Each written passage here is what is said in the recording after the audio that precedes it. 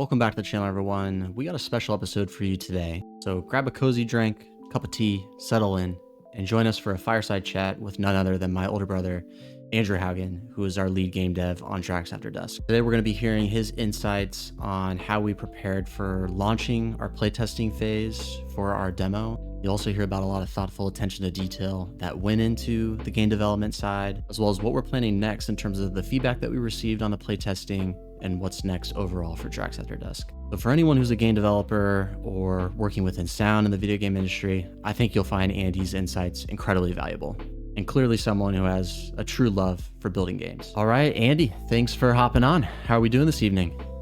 Doing great. I'm excited to join in and have a conversation.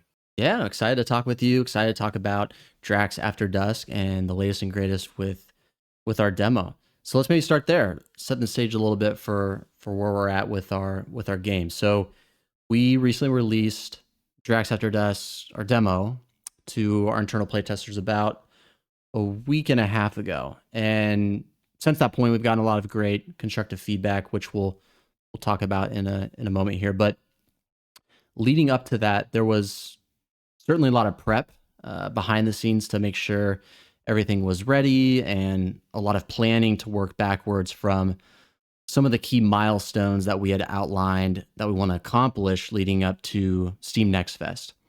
So as our lead game dev, we'd love to hear your perspective. Maybe walk us through how we went about that preparation process and ultimately launching the demo. And part two of that, how did we come to the conclusion that, okay, now is the right time to start to bring some of our playtesters into the demo and start playing? Yeah, so I think one thing that I want to acknowledge right off the bat is that getting ready to bring in the first round of playtesters to your game is there's just no way around it. It's just a scary time. Um, Game development it's a lot of really, really hard work.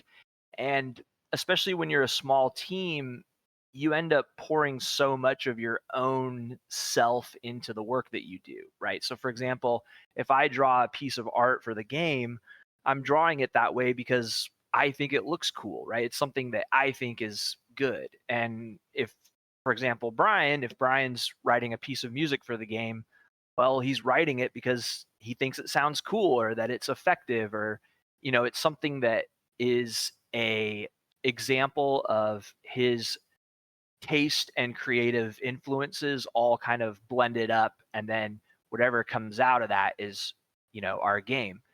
And I think exposing that to the world, even if it's a small group of playtesters, it's nerve-wracking, and I think that it's important to acknowledge that, because I don't want to give across the wrong idea that we were just like super confident going into it, that we didn't have questions, that we weren't, afraid of getting negative feedback. That those were all parts of the process. So anyone who's thinking about releasing a game or a demo, just know that that's a completely normal part of it.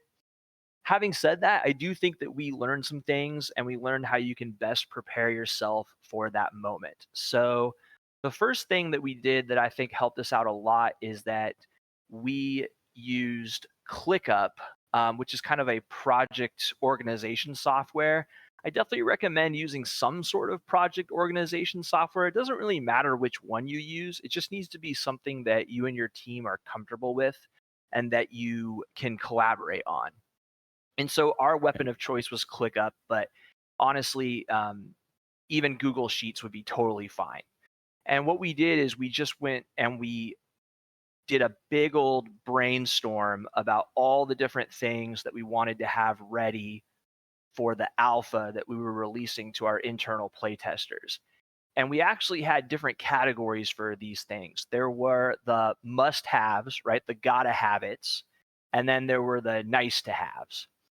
And so by actually enumerating those things in a list, it was much easier for us to kind of say, okay, when these things are done, we're ready to release, right? Mm, Because if you don't do that, then it becomes this thing where, oh, but what if we had this, or oh, this bug is still there. You could kind of play that game forever. Number two, in order to gather our play testers and have them give us feedback in a way that was kind of centralized and easy for us to both process their feedback, but also interact with them while they were playing it, we decided to go with a route where we set up our own Discord server that was specifically set up for the playtesting of the game. And we sent out individual invites to our playtesters, inviting them to the server, inviting them to try the game and start giving us their feedback. And I think that ended up being a great call because the playtesters could give us feedback on the server, but then they were also able to interact with each other and kind of compare notes and kind of be like, hey, I found this thing in the game. Did you guys try this weapon yet? Things like that. It was nice having a centralized place where they could communicate with each other and talk about the game. And third, and this might not be an option for everyone, but we decided to build a web-based version of our game. Our game is pretty lightweight as far as the graphical requirements, right? It's 2D, it's pixel art. And so it's a game that can easily fit on a web page. And so by making a web version of our alpha, we were able to invite playtesters who maybe were on different platforms, right? So some of our playtesters use Mac and not Windows. And so we were able to bring them into the playtesting because if you had a web browser, you could play our game, right? Right. Making it really easy for your players to access your game, I think is really something you want to think about. You don't want people to have a barrier in their way to play testing your game. Because think about your life, how busy you are in your day-to-day, experiences. Like the last thing you want to do is like install something and then click on this and then do that, right? You want to make it as seamless as possible for people to access your game. Absolutely. Really great points, Andy. Couldn't agree more, and I think that's a nice segue into talking a little bit more about the feedback. So, we set up the Discord, send out the personalized invites, got everyone up and running on itch.io to play the demo. We started seeing some interesting different play styles in terms of how people played the game. On one end, we saw some players who were having like an absolute blast. These are the ones that were aggressively pushing towards wanting to interact with the boss fight, figuring out its patterns, and wanted to lean into kind of that challenge. Especially the ones that maybe saw the rewards tied to it once they did beat the boss. And then we had another group that was struggling a bit more. Some of those playtesters got stuck in the first room, weren't really clear on how to progress out of that, and maybe some of that frustration or confusion took away from pushing that player forward to explore a little bit more.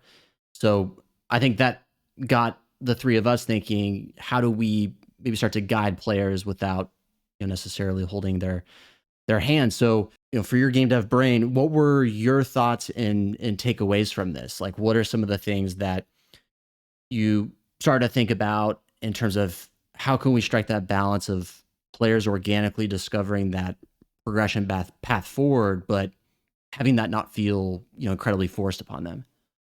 Yeah, it's a good question. And honestly, it's probably one of the most difficult tightrope acts to walk when you're doing this stuff is, you know, humans tend to feel good when they figure things out, when they accomplish things, when they solve puzzles, right? That's kind of gives us a little dopamine hit, right? And so in a lot of games, you're trying to kind of continuously trickle that into the player's gameplay experience. But on the other hand, I remember a time, particularly there was a term in the gamer community, which is like quick time event the game, right? So if you remember, there were some AAA games maybe like 10 or 12 years ago where, it looked really amazing and there was a lot of, cool visual stuff going on, but it would be like if you were playing on the PlayStation, it would be like press X now.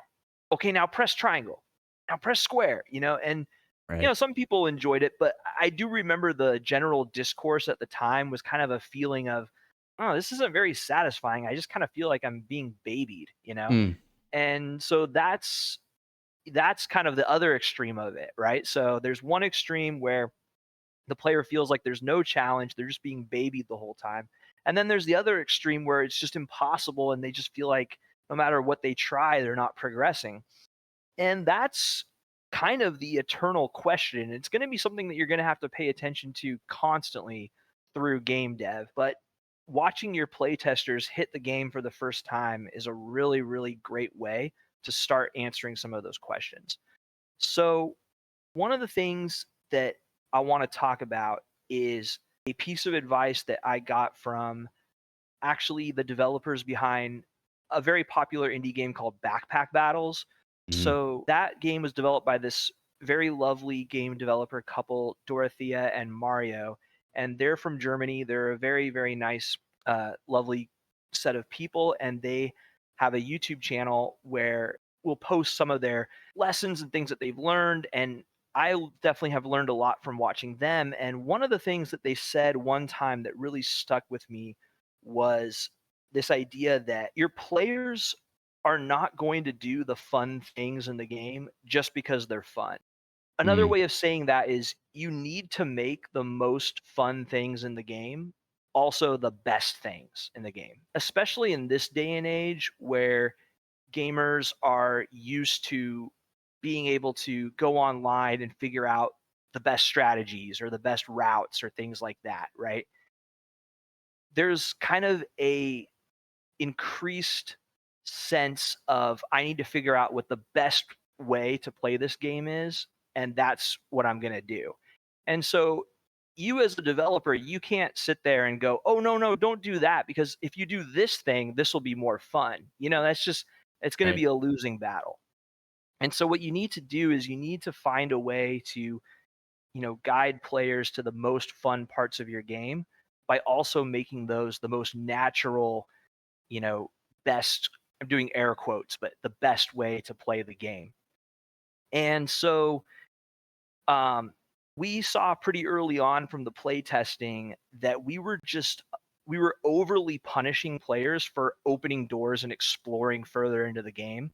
And what we wanted to do was the exact opposite, right? We wanted to reward players for venturing out, trying out boss rooms, and make them feel like, oh, this is what I'm supposed to be doing. Now, we're still kind of processing how to best do that. We have some ideas, we're still formulating things. But one thing that I do want to bring up, because your audience skews more in the sound design and music perspective, is this is where you folks as sound design and music people can really play a big role in the game development process, because sound is one of the most effective ways to communicate information to the player without them feeling like they're being handheld. So Right. what I mean by that is if you see a text box come up on the screen and it says hit this button right now, you're not going to feel like you really did anything. You just followed a simple instruction, right? Yeah. But if you hear a sound effect and then you process that sound effect in a way that tells you, okay, this thing's about to happen, I need to move out of the way. Or I hear something counting down, okay, let me time my movement around that. That's going to give you a much more satisfying feeling as a player, because you're going to think to yourself, wow, I was paying attention to my environment and I was reacting and I got rewarded for it. And that actually feels pretty good. And so I could think of two specifically in the boss fight. And Mm. honestly, I think these are two examples where if you didn't have the sound effect, it would be almost impossible to actually effectively uh, clear these mechanics. Right. So, without giving too much away, because I do want players to explore the boss and figure out the strategies for themselves, that's kind of part of the appeal of the game. Just to go off on a little bit of a tangent, it's kind of like when you fight a boss in Dark Souls, and the first time you fight it, you're like, oh my gosh, like this is impossible. These devs are crazy. What were they thinking? And then you Yeah. kind of figure something out, and then you're like, well, maybe if I do this, and then you kind of slowly unpack it. That's the way our bosses are designed to feel for you. So if you enjoy that, you'll probably like our boss fights. But specifically, there's a uh, section in the armory boss fight where the boss will start calling down these giant skulls that kind of fly in from the top of the screen and land. And if the player is sitting underneath one when it lands, they're gonna die. It's basically gonna crush them. And when I first put that mechanic in the game, there was no sound effect. And it was almost impossible to dodge because even though I had a visual, there was so much other things going on in the boss fight that that visual alone was not enough of a heads up to not get squashed. And Right. then as soon as we put the sound effect in the game, the sound effect starts out with the boss summoning the skull. So you hear the skull being summoned off camera before you even see it. So that's a trigger to you as the player, like, oh boy, I'm about to get squashed. Let me look for that visual indication. Okay, there it is. Now I need to step this way. And after we had the sound effect in the game, all of a sudden, if you were paying attention and you were playing well, you could reliably dodge that attack, whereas before you couldn't. And Right. so that was like, I remember that was a moment where I was like, wow, we can really design these things to be pretty aggressive in terms of the difficulty, as long as we give the player enough information to feel like they have counterplay and they can react. Another Yeah. example of this is when there's a certain part in the boss fight where the boss will actually hit you so hard that your weapon goes flying and you no longer have your trusty revolver. And so the the way that you work around that is the boss kind of has these extra minions who pull out these sniper rifles and they try to shoot you with them. Now, what you can do is you can use that to your advantage because the minions are aiming at you. So if you can move in such a way that you line up the sniper shot so that it just barely misses you but hits the boss, then that's actually how you damage the boss in that phase. Mm. So the problem is when there was no sound effect, you could see the bandit minion lining up their sniper shot, but you really didn't know like when it was about to fire. And you could kind of, it was a consistent timing, so you could kind of feel it out in your head. Like when I was playtesting it, I would kind of try to count to 4 in my head. But that's really difficult to do. I mean, as any drummer knows, I mean, if you're not a drummer, it's pretty hard to keep consistent time in your head. Yeah. And so that was just something where it was impossible to really reliably get those shots off at the right time. But I remember you and I worked together and we came up with kind of a countdown sound effect.